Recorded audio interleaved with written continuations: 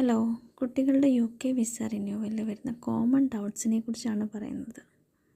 ഒന്നാമതായിട്ടുള്ളത് medical treatment. നമ്മുടെ visa renewal ചെയ്യുമ്പോഴത്തെ question ഉണ്ട്, did you had any medical treatment in UK? അത് നമുക്ക് S കൊടുക്കാം. എസ് കൊടുക്കുന്നതുകൊണ്ട് കുഴപ്പമൊന്നുമില്ല. നമ്മൾ എന്തെങ്കിലും ട്രീറ്റ്മെൻറ്റ് എപ്പോഴെങ്കിലും എടുത്തിട്ടുണ്ടെങ്കിൽ അത് എന്തുതൊട്ട് എന്ന് വരെയാണ് എടുത്തത് നമുക്ക് ഡീറ്റെയിൽസ് കൊടുക്കുന്നതുകൊണ്ട് യാതൊരു പ്രോബ്ലവും ഇല്ല. പിന്നെ നമ്മൾ എന്തെങ്കിലും ട്രീറ്റ്മെൻറ്റ് കണ്ടിന്യൂസ് ആയിട്ട് എടുക്കുന്നുണ്ടെങ്കിൽ മാത്രം നമുക്കൊരു GP സർട്ടിഫിക്കറ്റിൻ്റെ ആവശ്യമുണ്ട്.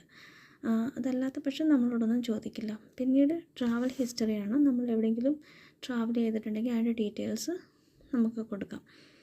പിന്നെ നമുക്ക് മെയിനായിട്ട് വരുന്ന വേറൊരു ഡൗട്ടാണ് വാട്ട് ടു അപ്ലോഡ്. നമ്മൾ ഈ 4 ഇയേഴ്സിന് താഴെയുള്ള കുട്ടികൾ, 4 ഇയേഴ്സിന് മുന്നെയാണ് കുട്ടികൾ വന്നിട്ടുള്ളതെങ്കിൽ അവരുടെ ബയോമെട്രിക്സ് എടുത്തിട്ടുണ്ടാവില്ല. അപ്പം നമ്മൾ ഇവിടുന്ന് അവരുടെ വിസ എക്സ്റ്റെൻഡ് ചെയ്യുമ്പം നമുക്കിവിടുത്തെ VFSൻ്റെ ഓഫീസിൽ പോയിട്ട് നമ്മൾ അവരുടെ ബയോമെട്രിക്സ് എടുക്കണം. അപ്പോൾ അതിന് വേണ്ടിയിട്ടുള്ള അപ്പോയിൻമെൻറ്റ് ബുക്ക് ചെയ്യണം. അപ്പോൾ ഈ ബുക്ക് ചെയ്യുന്ന സമയത്ത് നമുക്ക് സെൽഫായിട്ട് അപ്ലോഡ് ചെയ്യാൻ പറ്റും വേണ്ട ഡോക്യുമെൻറ്റ്സ്. അപ്പം കുട്ടികളുടെ നമ്മൾ ഈ വിസ എക്സ്റ്റൻഷൻ ചെയ്യുമ്പം അപ്ലോഡ് ചെയ്യാൻ വേണ്ടി പറയുന്നത് ഒന്നാമത്തത് പാസ്പോർട്ട്, രണ്ടാമത്തത് ബർത്ത് സർട്ടിഫിക്കറ്റ്, മൂന്നാമത്തത് പാരൻറ്റ് കൺസെൻറ്റ് ഫോം. ഇത് മൂന്നുമാണ് മാൻഡേറ്ററി ആയിട്ട് നമ്മൾ അപ്ലോഡ് ചെയ്തിരിക്കേണ്ട സാധനങ്ങൾ.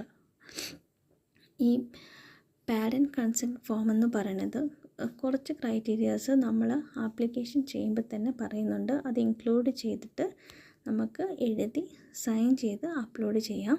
അതല്ലാന്നുണ്ടെങ്കിൽ ഗൂഗിൾ ചെയ്ത് നോക്കിക്കഴിഞ്ഞാൽ ഒരുപാട് ലെറ്റർ ഫോമാറ്റ് കിട്ടും. അതിലേതെങ്കിലും ഒരെണ്ണം ചൂസ് ചെയ്തിട്ട് നമ്മളത് ഫില്ല് ചെയ്ത് സൈൻ ചെയ്ത് അപ്ലോഡ് ചെയ്യുക. ഈ 3 കാര്യങ്ങൾ ചെയ്തിട്ടുണ്ടെങ്കിൽ വിസ റിന്യൂവൽ യാതൊരു പ്രോബ്ലം ഇല്ലാതെ സ്മൂത്തായിട്ട് നടക്കും. Thank you.